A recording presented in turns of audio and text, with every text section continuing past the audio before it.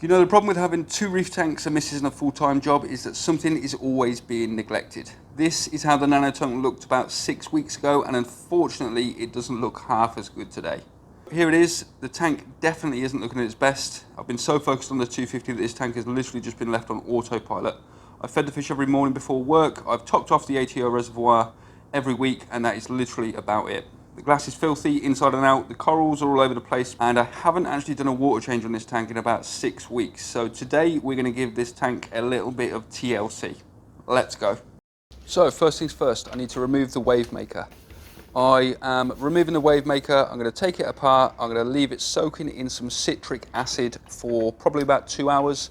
The citric acid breaks down the coralline algae, any algae on the Wavemaker, and it makes it nice and easy to actually brush that off. I've got myself a hard bristle brush, and it takes about 2 minutes just to brush that off. Then I'm going to soak it in some fresh RO water just to remove any of that citric acid that's sitting on the surface of the Wavemaker, and that's clean.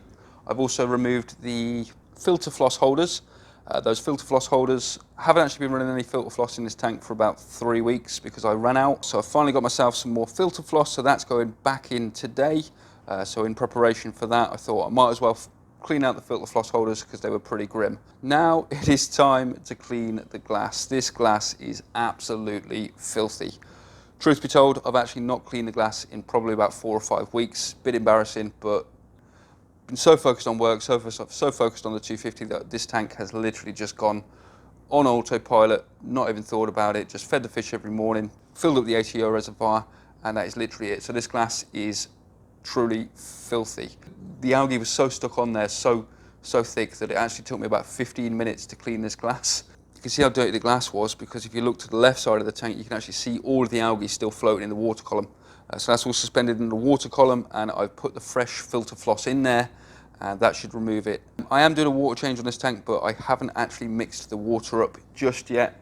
That is being mixed up overnight tonight, and I'm going to do the water change tomorrow. Whilst the water was all dirty, I thought, you know what, I've been talking about this for a little while, either switching out the light or moving this rock to the left a little bit. So I wanted to move the whole rock structure to the left a little bit just to see how it looked. And to be honest, I really didn't like it. So I moved that rock back over to the left. Whilst I was there, I've got frags all over this tank, and I've just put them all to the left side on the sand bed whilst I work out what to do. Some of them are going to be moved over to my 250, some are going to the LFS. I'll trade them in for some different corals, but I'll move them over to the left side of this tank for now, and I will remount some of them later on in this video. So now it's time for the water change. The water's been mixing overnight. I'm doing a water change on both tanks today.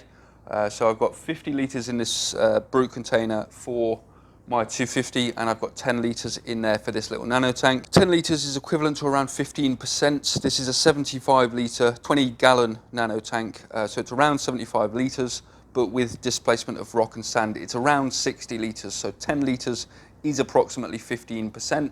I'll see how my levels are sitting after I've done the water change, but for now 15% will do. I'll probably end up doing another water change midweek, and then carrying on with my weekly water changes every weekend from there. So, whilst I'm remounting some corals, we'll talk about what the plan is for this tank. This tank has always been a bit of a budget build. Most of the equipment on this tank is second-hand, and none of it's really high-end. The light is probably the most high-end piece of equipment that I've got running on this tank, and I did buy it second-hand, and I got a bargain on it when everyone was upgrading to the Gen 5s. So I've never really classed this as a high-end build. It's always been a little bit of a budget build.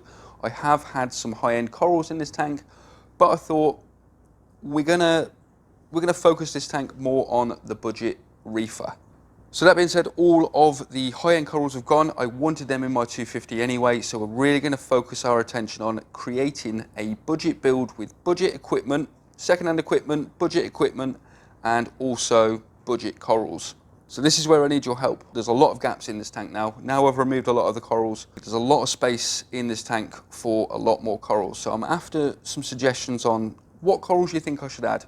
I don't want anything crazy, don't want anything expensive. The fish in here are budget.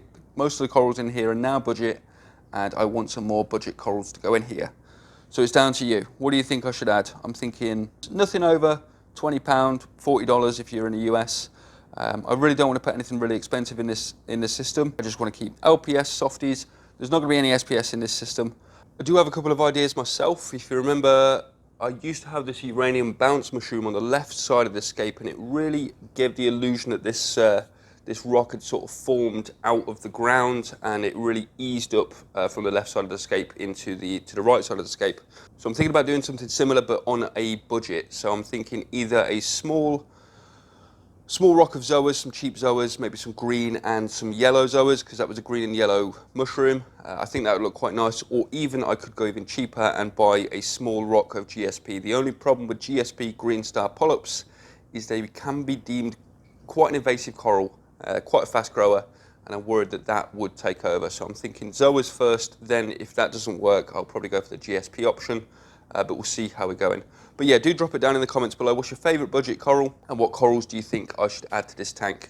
Nothing crazy expensive, please, guys. Just some nice, cheap options. One thing I never got into myself is leather corals, and some really nice toadstools out there, Kenya trees. I'm thinking maybe I might add some to this tank. I'm not really sure how it would work with the scape.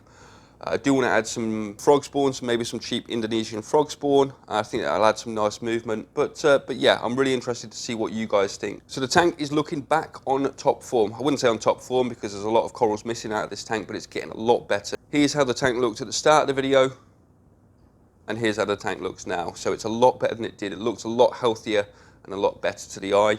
I'm going to do some water tests after this video because I'm not really sure how the levels are sitting, nitrates and phosphates in particular, and I may have to do another water change midweek and then continue with my usual weekly water changes thereafter. I am going to keep up with the maintenance on this tank.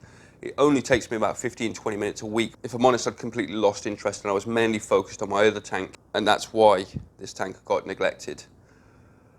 So yeah, that'll pretty much wrap it up for this week's video. If you enjoyed the content, please do like, please do subscribe, and I shall catch you next week, guys.